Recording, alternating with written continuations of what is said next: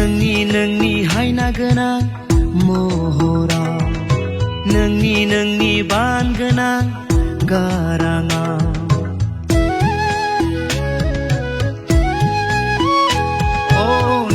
नोंनि हायना गोनां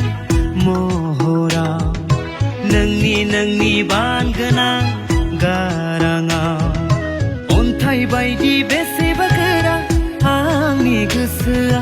गुब्रुलांबाय हरखाबै गाव मिथिस्लाबै नोंनो आंनि जिउनि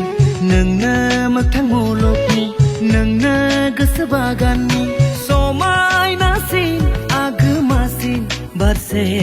बिबार नोजोराव नांबाय गोरबोआव हाबा